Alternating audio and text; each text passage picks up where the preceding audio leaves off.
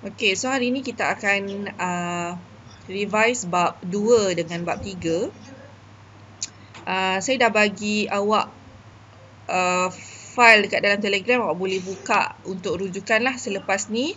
Tapi kat dalam kelas ni kita jawab sama-sama dekat dalam presentation yang saya tayangkan ni.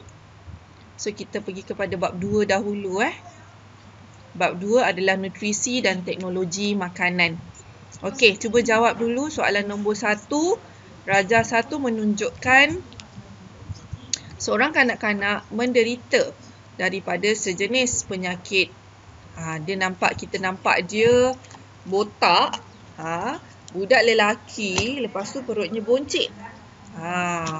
So, ini adalah simptom daripada penyakit apa? Cuba tengok rujuk buku teks. Jawab. Yang mana?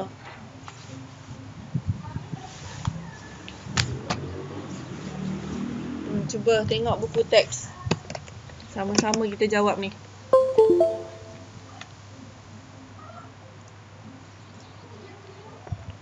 Penyakit apa tu?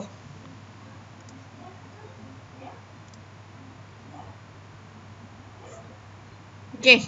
Cepat. Penyakit apa tu? Itu adalah penyakit kwashiorkor. Kwashiorkor adalah disebabkan oleh kekurangan protein. So, yang mana adalah jawapan yang paling tepat? Yang mana jawapan yang paling tepat? Okey. So, protein yang mana? Kalau awak tengok, protein adalah di sini. Ayam, ikan. Okey. So, jawapan yang paling tepat adalah B. Okey. Yang kedua, antara masalah kesihatan berikut yang manakah disebabkan oleh kekurangan vitamin C? Manakah penyakit-penyakit yang disebabkan oleh vitamin C? Kurang vitamin C. Penyakit dia apa? Cuba tengok. Cepat.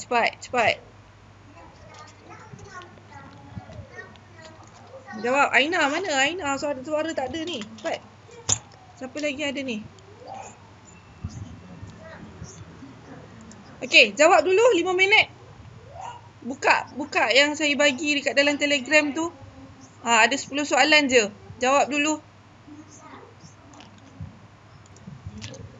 Okey, kita ulang semula. Nombor 1, rajah 1 menunjukkan seorang kanak-kanak menderita sejenis penyakit. So, ini adalah penyakit apa? Bila perut dia buncit, ini adalah kwashiorkor.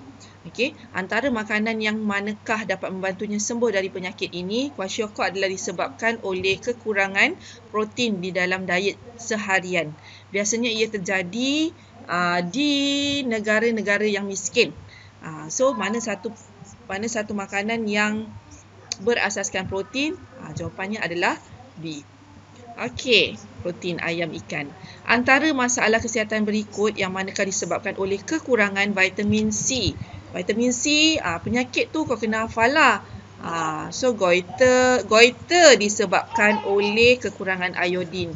Ricket disebabkan oleh kekurangan vitamin D. Scurvy, yes, ini adalah kekurangan vitamin C. So, jawapan adalah scurvy. Okey. Marasmus, tak silap saya protein juga tak? Kwashiorkor, marasmus. Lebih kurang lah. Saya tak ingat. Buku teks saya tak ada lah. Okey. Jadual 1 menunjukkan nilai kalori bagi 3 jenis makanan. Okey. Ada nasi, ayam dengan kobis. 15.04 nasi bagi... Ini adalah nilai kalori. 3 jenis makanan per gram. Okey. So, setiap 1 gram... dia punya nilai kalori dalam nasi adalah 15.04, dalam ayam 8.27 dan dalam kobis adalah 0.34.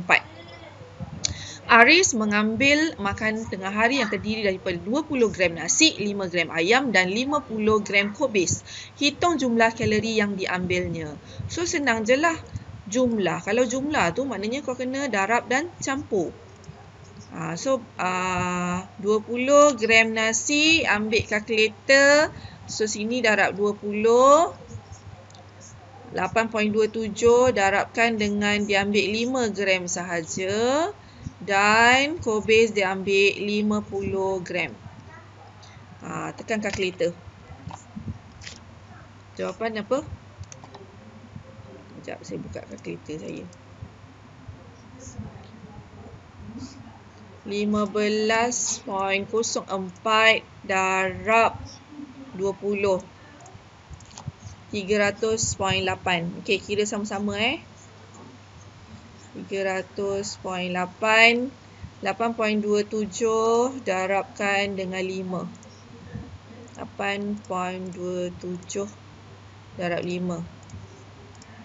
41.35. 41.35 dan 0.34 darab 50. 0.34 darab 50. 1.7. 1.7. Okey, kita tengok 1.70 lah. Okey, tambahkan semua 30.8. 30.8 tambah 41.35 tambah 1.7. Okey, ini jalan kira dia. So 73.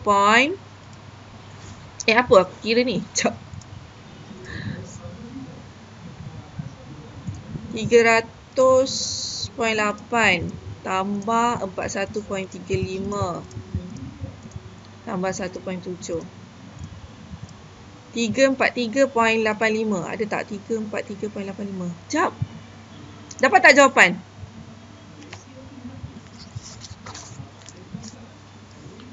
Korang dapat jawapan tak? Hello? Ya, sebelum masuk ni. Tadi saya wifi saya mati. Cuba kira yang lain. Yang lain dapat jawapan tak? Saya kira tak dapat ni. Cikgu tengok bahagian jawapan tu, cikgu. Bawah dia. Ke bawah sikit. Tak ada lah.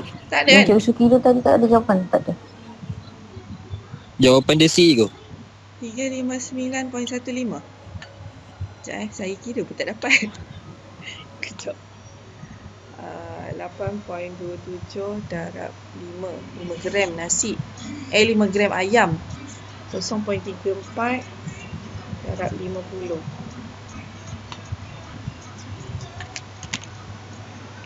15.04 darab 20 300.8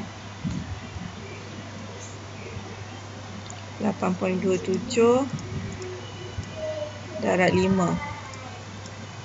41.35 lepas tu 0.34 kubis 0.34 darab 50 17 300.8 tambah 41.35 tambah 17 359.15. Okey, jawapan adalah C. Darabkan saja semua ni Saya kira pun salah. Apa dah 17 rupanya. Okey. So, jawapan adalah 359.15. Kalau dia awak tengok sini kalau kat sini per G negatif 1 ni maksudnya dia ni untuk 1 gram. Kalau dia kata makan 20 gram, darabkan je lah dengan 20. Ini per 1 gram.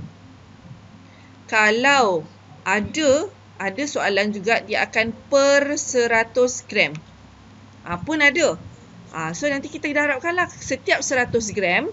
Contoh setiap 100 gram dia ada 500. Kalau dia makan 200 gram, darabkanlah dengan 2. Bahagikan dengan 100 dulu, baru darab berapa yang dia makan. Okey? Kena tengok ni berapa gram dia punya yang dibagi tu. Okey, so jawapan adalah jawapannya adalah C. Seterusnya, Raja 2 menunjukkan sejenis makanan. Apakah fungsi makanan tersebut? Ni sayur, buah, apa semua ni. Ini bertindak sebagai dia adalah sejenis pelawas, vitamin. Okay, dia ada dalam tu. Pelawas dan juga vitamin. So, kita tengok apa yang berkenaan. Bertindak sebagai pelawas, yes. Sumber tenaga, salah. Ini adalah untuk karbohidrat. Okay, membina sel baru. Membina sel baru, ini adalah untuk protein, salah. Dan mencegah goiter. Ini bukan iodin. So, jawapannya adalah A. Okay, sayur dan buah-buahan. Raja 3 menunjukkan daun suatu tumbuhan. Okay, tisu mati terdapat di sekeliling daun tersebut. Yang putih ni adalah tisu mati. Daun itu juga mempunyai tumpuk-tumpuk coklat. Antara berikut yang manakah kurang untuk pertumbuhan pokok tersebut. So, kalau daun mati macam ni, dia kekurangan kalium, potasium. So, kalau daun mati ni, kalau kekurangan ni memang kena hafal lah. Kalau kurang kalium, apa jadi pada daun, apa jadi pada pokok. So, biasanya kita akan nampak dekat daun dahulu. So, bila ada tumpuk-tumpuk coklat, dia kekurangan kalium. Nombor 6. Raja 4 menunjukkan sejenis minuman. Antara kaedah berikut yang manakah sepatutnya digunakan bagi mengekalkan rasa dan nutrien di dalam minuman tersebut? Ini adalah susu. Susu, dia punya teknik adalah dengan cara pempasturan. Pasteurization ni akan mengekalkan rasa susu dan mengekalkan zat-zat di dalam susu tu. Dia tidak akan terjejas banyak lah. Okay. So, kalau susu, pempasturan. 7. Antara unsur berikut yang manakah diperlukan oleh tumbuhan dalam kuantiti yang banyak. Kalau banyak ni, maksudnya dia makronutrien. So, yang mana adalah makronutrien? Okay, boron, salah, fosforus, kuprum, zinc. Fosforus diperlukan dalam kuantiti yang banyak sebab fosforus adalah makronutrien. Ni mengingat aja. So, memang kena hafal. Okey. 8. Raja 5 menunjukkan sebahagian daripada kitar nitrogen. Okey, nitrogen di udara dia akan ditukarkan oleh Q. Q ni bakteria apa? Kepada bakteria Q ni berada di dalam tumbuhan kekacang. Dia hidup dekat dalam nodul akar tumbuhan kekacang. Okey, so anak panah dia akan jadi nitrogen dalam tanah dan ditukarkan semula dalam nitrogen dalam udara. Apakah proses P dan juga proses Q? So, proses P dan Q ni senang je. Ini dia nak jadikan nitrat, yang ini nak jadikan nitrogen balik. So, Q adalah proses penitratan. Ni. Dia nak pergi daripada nitrogen pergi nitrat. So, itu adalah proses penitratan. Daripada nitrat, nitrat kepada amonium, nitrat kepada nitrogen semula. Ni adalah proses pengikatan nitrogen. Nitrification. Okey, so yang ni nitrogen fixation.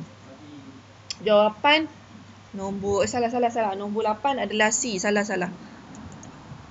Dipendinitritan. Nitrification.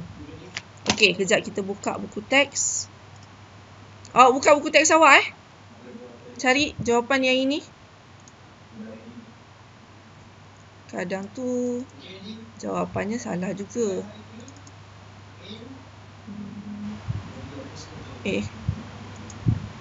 Sains. Sekejap saya buka buku teks saya.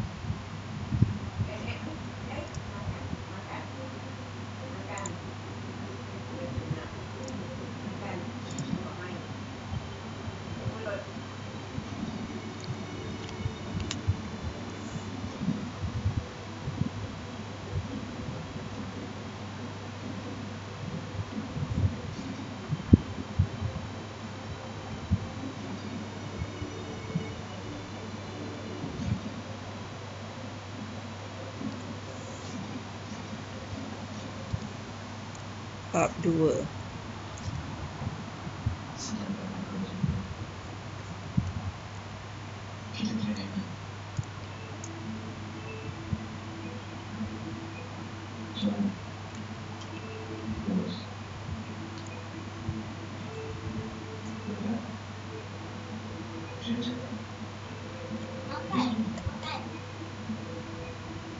Sekejap, loading lah. 1.3.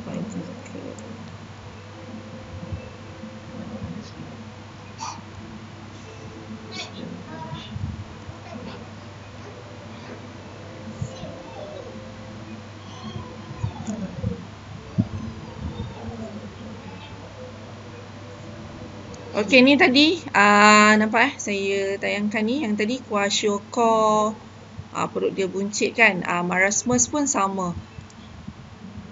Malnutrisi juga. Sudah.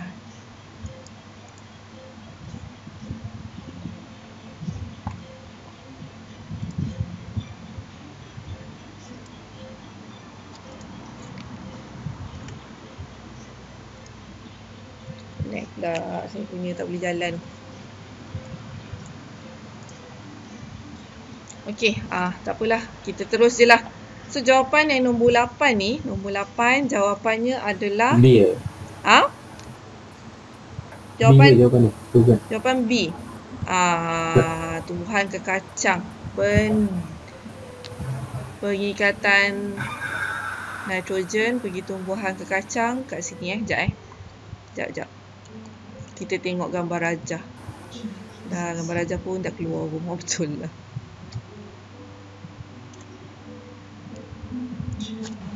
Sekejap saya buka.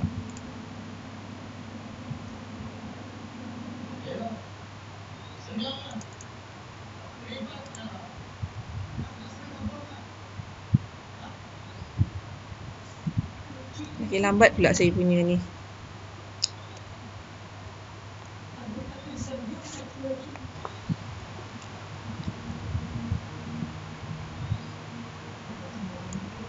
Okey, jawapan yang dia bagi adalah pendinitritan. Nitrit kepada nitrat. So, nitrogen pergi amonium. Dia step dia nitrogen ditukarkan kepada amonium. Amonium kepada nitrit, nitrit kepada nitrat. So, jawapan yang paling betul kalau kita ikutkan Nitrogen dia punya tu pergi kepada amonium. Amonium, nitrit, nitrit kepada nitrat. So, tumbuhan kekacang. Q ni sebelum tumbuhan kekacang. So, pendinitritan. Jawapan dia B lah. B.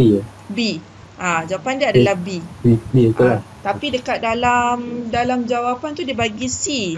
Betulkanlah. Dekat dalam jawapan bukan C. B. Penitritan. B. Q. Salah. Saya terbalik. Terbaliklah. Nitrogen dalam tanah. P dekat kiri. Q dekat kanan. Sekejap, aku dah confused. P dekat kiri. So, ini adalah proses pendinitritan. C lah. Betul-betul C. Nitrogen. Pergi nitrogen di udara. Dalam tanah pergi di udara. Dia adalah pendinitritan. Q adalah pengikatan nitrogen. So, jawapan adalah C. Sorry. So, jawapannya adalah C. Saya tersalah. Saya ingat sini P. So, sini. Jawapan adalah C.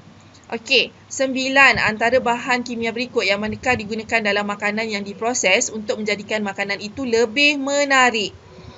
So, yang mana lebih menarik? Mestilah kita letakkan pewarna B. Baka buah kelapa sawit yang bermutu boleh dihasilkan melalui kejuruteraan genetik, semaian pendebungaan dengan pokok yang sama, teknik pengklonan. Sawit bermutu. Bermutu kita mesti kacuk. Yang bagus dengan yang bagus kacukkan, kita akan dapat yang lebih bagus. So, jawapan adalah A. Kejuruteraan genetik. Yang lain semua tak. Semai dia dapat pokok yang sama. Pendebungaan dengan pokok yang sama, dia akan dapat pokok yang sama juga. Teknik pengklonan, dia akan dapat benda yang sama. So, tak ada kelainan dekat situ. So, kejuruteraan genetik ni adalah kacukan. Okey? 10.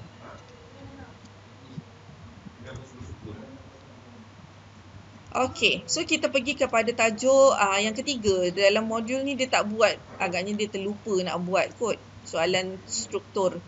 So kita pergi kepada tajuk yang ketiga, bab yang ketiga, kelestarian alam sekitar. Okey, kita tengok satu-satulah, kita go through satu-satu. Apakah yang dimaksudkan dengan jejak karbon? So jejak karbon maksudnya adalah jumlah pelepasan gas karbon dioksida daripada semua aktiviti manusia. Itu adalah jejak karbon. Sekejap, saya pilih pen. Okey, at least kalau soalan ni kita pernah buat lah revision. Okey, yang kedua. Raja 2 menunjukkan proses kitaran hayat produk, bahan, pembuatan, pengedaran, X dan pelupusan. Apakah yang diwakili oleh proses X? So nombor 2, dah lepas bahan tu kita pembuatan, edarkan, X adalah penggunaan. Okay, ini step dia lah. Okay, mengapakah menjana tapak tangan karbon amat penting dalam mengekalkan kelestarian alam sekitar? Meningkatkan jumlah pelepasan, meningkatkan tak penting. Okay, mengurangkan kesan negatif daripada jejak karbon. Betul. So, mengapakah menjana tapak karbon amat penting? So, jawapannya adalah untuk mengurangkan kesan negatif daripada jejak karbon. Okey, nombor 4. Apakah tujuan melakukan upcycle? Upcycle ni adalah penting untuk menghasilkan produk yang berkualiti dan bernilai daripada produk asal. Kita upcycle ni kita bukan recycle. Recycle guna semula. Upcycle ni kita upgrade dia.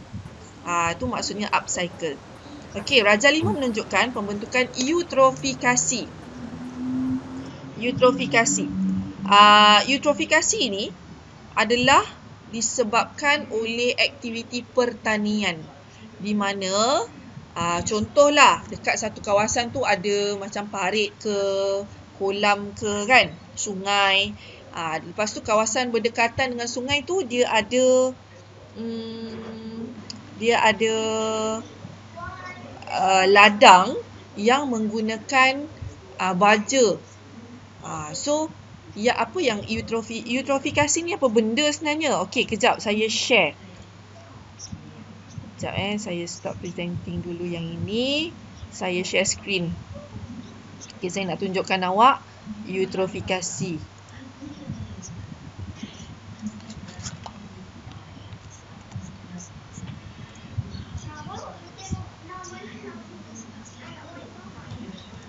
Okey, eutrophication. Okey, eutrofikasi ni adalah fenomena alga tumbuh dengan banyak. Contoh macam ni, ini adalah eutrofikasi.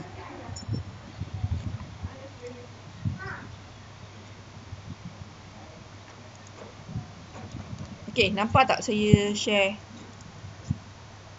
screen saya ni? Nampak warna hijau. Ni adalah eutrofikasi. Ditumbuhi dengan alga ataupun pokok-pokok macam kiambang, macam tepi-tepi parit sepanjang jalan kan, kita tengok parit tu penuh dengan alga, dengan pokok kiambang, dengan pokok-pokok terapung. Fenomena eutrofikasi ni sangat-sangat bahaya. Kenapa? Dia tak bahaya kepada kita. Dia bahaya kepada hidupan dekat dalam air tersebut. Sebab apa? Sebab bila dia memenuhi permukaan, dia tumbuh dengan banyak tau. Kita panggil ni algal bloom. Dia tumbuh dengan banyak sehingga menutupi kawasan permukaan air. Jadi, cahaya matahari dia tak boleh menembusi ke dasar. So, pokok-pokok yang tenggelam tidak dapat menjalankan proses fotosintesis. Bila dia tak dapat menjalankan fotosintesis, of course, yang pertama sekali, bila tak dapat fotosintesis, oksigen tidak dapat dihasilkan. So, bila oksigen tidak dapat dihasilkan, pokok tu sendiri, pokok tenggelam tu akan mati. Bila pokok tenggelam tu mati, oksigen dekat dalam air pun tak cukup kekurangan.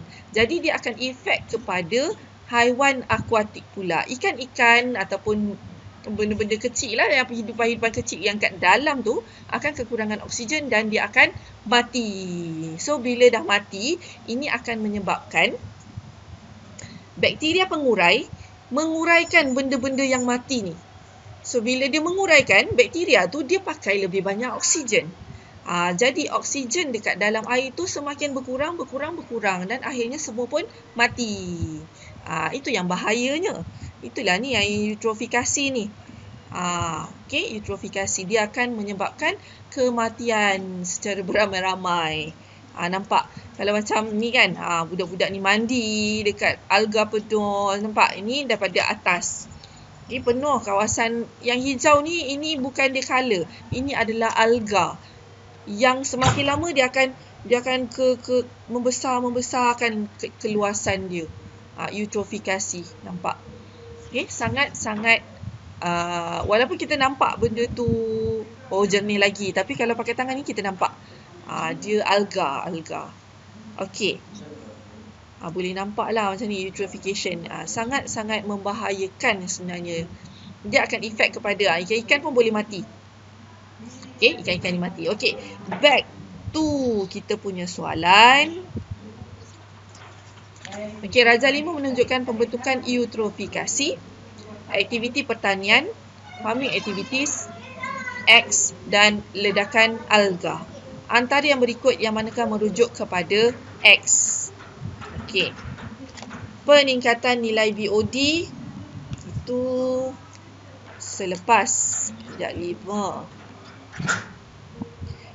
Hidupan akuatik mati, pengaliran baja tak organik ke dalam sungai, kuantiti. Okey. Nilai BOD ni selepas. Ini salah. Ini dekat sini. X, Y. Katalah ini adalah kejadian dekat Y. Okey, peningkatan nilai BOD adalah Y. Selepas ledakan alga. Hidupan akuatik mati adalah dekat Y. Sini, selepas ledakan alga. Ledakan alga ni berlaku disebabkan oleh X. So, apakah yang disebabkan oleh, apakah yang X ni? Pengaliran baja tak organik ke dalam sungai. Ini adalah punca ledakan alga. Okey? So, dia nak punca. Y ni adalah kesan. Sini kesan. Sini adalah punca. Okey. Seterusnya, so ledakan alga ni yang banyak-banyak yang saya tunjuk tadi tu, itu adalah disebabkan oleh pengaliran baja tak organik ke dalam sungai. Okey, seterusnya Raja 6 menunjukkan satu aktiviti. Asap dikeluarkan oleh kilang-kilang. Lepas tu ada hujan. Ini adalah apa ni? Ini adalah hujan asid ni.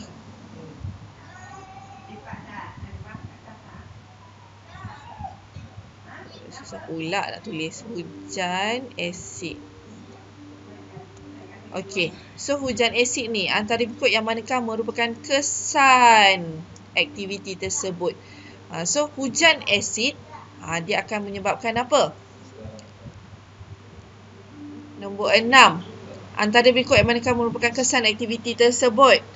Kepupusan hidupan akuatik ni sungai. Penipisan lapisan ozon salah. Tanah runtuh salah. Eutrofikasi salah. So jawapannya adalah kepupusan hidupan akuatik. Okey. So kita kena tengok gambar raja, barulah kita boleh jawab. Apakah yang ditunjukkan oleh bacaan BOD tinggi? Okey, lagi satu tadi. Ni masih lagi bab pencemaran air BOD tinggi. BOD tinggi maksudnya air tercemar.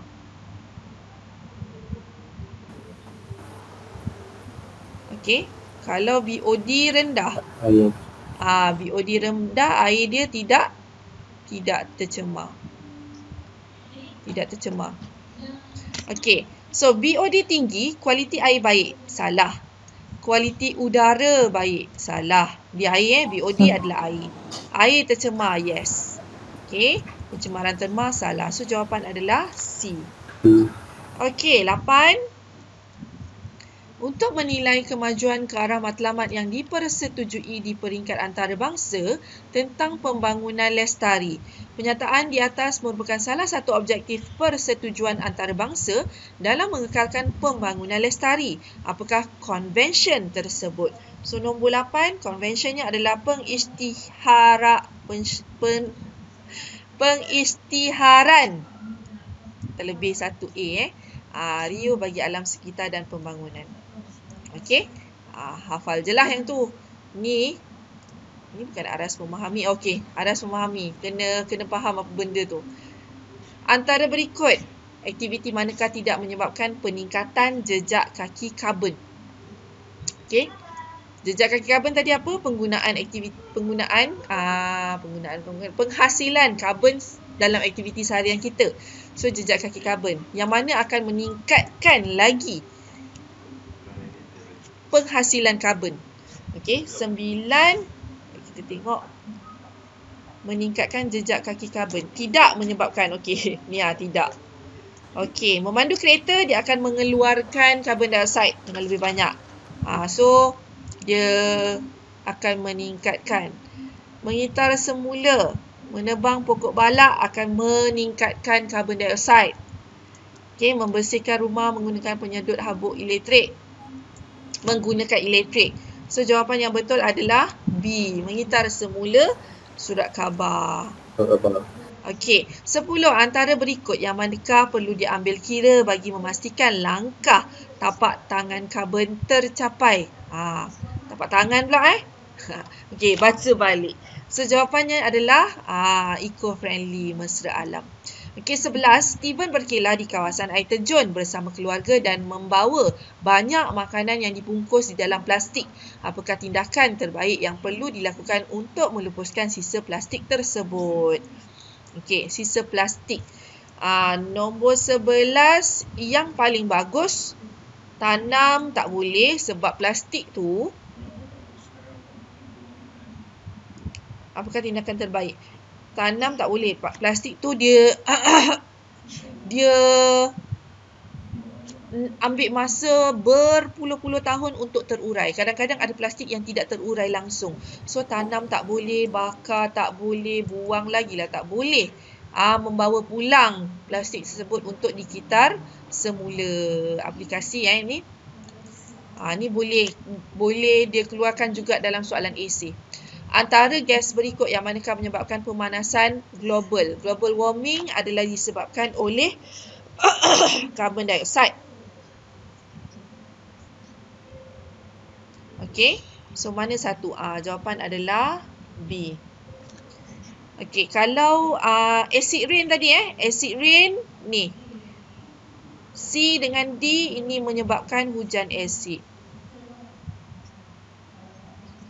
Okey. C dengan D. Ingat, sulfur dioxide, nitrogen dioxide, dia menyebabkan hujan asid. Okay, pemanasan global disebabkan oleh karbon dioksida. Penipisan lapisan ozon disebabkan oleh CFC, chlorofluorokarbon. Okay, chlorofluorokarbon ini terdapat dalam aircon. Ada 4 barang. Aircon, refrigerator, peti ais, aerosol. Aerosol tu apa benda? Kak ambil kak. Tu. Aerosol ni apa? Ni riksek ni. Penggunaan riksek ini boleh menyebabkan CFC, chlorofluorokarbon, dilepaskan ke udara. Okey. So CFC ni dia akan menipiskan lapisan ozon. Okey, dan lagi satu adalah penggunaan polisterin. Polisterin pembungkus makanan. Sebab tu sekarang kita dah tak guna lagi dah tak banyak kedai yang gunakan polisterin pembungkus makanan. So macam mana polisterin pembungkus makanan tu dia boleh menghasilkan CFC. Dia terkena benda panas, dia akan menyebabkan CFC tu akan terbebas ke udara. Dia ada jugalah reaction dia yang lain. So kita sekarang sebab itulah polisterin pembungkus makanan tu telah digantikan dengan penggunaan yang plastik. Dah lebih mahal sebenarnya. Kalau orang berniaga memang tahulah benda tu. Sebab itulah harga akan naik sikit. Antara fenomena berikut yang manakah disebabkan oleh penggunaan baja kimia dan baja organik berlebihan di dalam pertanian. So berlebihan. Benda kita boleh guna, tapi kalau berlebihan dia akan menghasilkan, kita dah tengok tadi, eutrofikasi. Okey, 14. Aktiviti yang manakah menyumbang kepada pemeliharaan dan pemuliharaan alam sekitar. Menyumbang. Ini yang bagus-bagus lah. Kita tengok penghutanan semula. Reforestation. Reforestation ni macam menanam semula lah hutan. Okey. Bagus tak bagus? Tebang tu tak bagus. Tanam semula itu bagus. So, ini jawapan yang rasa-rasa betul. Right dulu. Bina kolam ikan. Bila kita bina kolam ikan, kita kena meluaskan satu-satu kawasan dan kemungkinan satu-satu kawasan tu akan ditebang. So benda tu tak bagus. Okey, menambak tebing sungai. Tambak tebing sungai.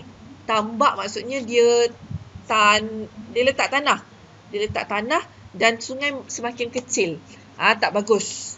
Okey, bersihkan lebih banyak hutan untuk pembangunan. Lagi dah salah. So jawapan adalah A. Dia benda ni adalah logik akal je. Kau fikir, kau jangan malas. Okey, 15. Antara berikut yang manakah betul bagi eco-currency. So eco-currency, saintis akan dibayar lebih banyak daripada penternak. Eco ialah mata wang yang mewakili nilai-nilai persekitaran dalam bidang ekonomi. Setiap penyumbang kelestarian alam sekitar akan dibayar mengikut kepakaran mereka dan projek eco-currency meneroka idea memperkenalkan mata wang untuk nilai kemanusiaan. So jawapannya adalah C. Setiap penyumbang kelestarian alam sekitar akan dibayar mengikut kepakaran mereka. So saya tak sempat lah. Kita dah 10.30. InsyaAllah kalau saya ada masa saya akan buat video untuk kita membincangkan bab-bab ni. Sebab kita ada 2 masa je satu minggu. Tak sempat lah nak revise semua kan. InsyaAllah saya akan buat video untuk pembincangan.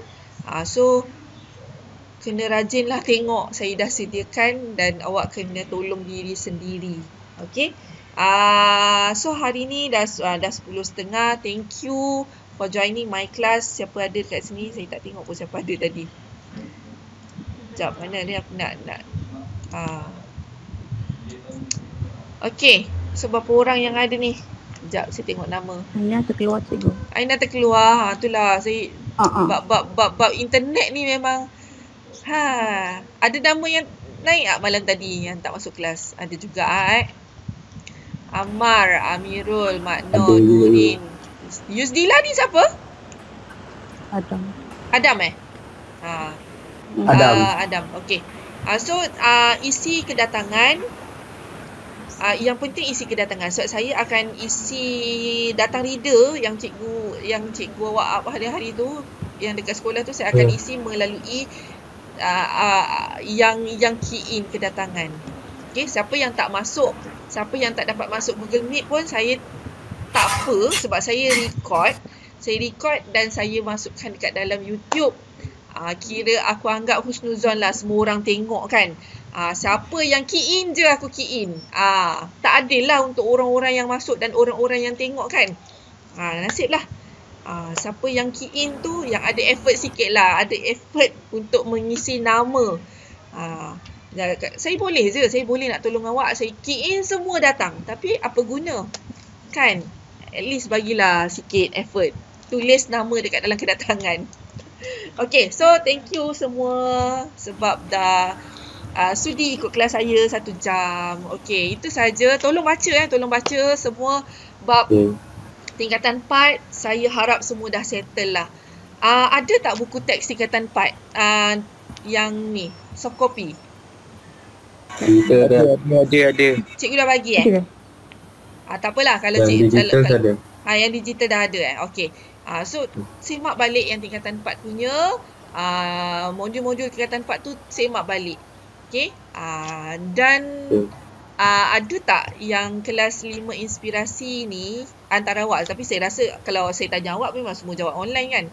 Jawab online lagi senang sebenarnya. Tak payah aku nak ambil kertas dekat sekolah, jawab, lepas tu hantar balik. leceh. Ada ma'am. Ha? Ada ma'am. Betul lah. Ada Adam. ambil yang tu kan kat sekolah. Tu online. Ada ambil online jelas senang. Jadi saya dah boleh tanda senang. Kan? Senang online. Tak susah jugalah sebab dia tak banyak lah. Untuk online kita tak boleh nak buat soalan yang macam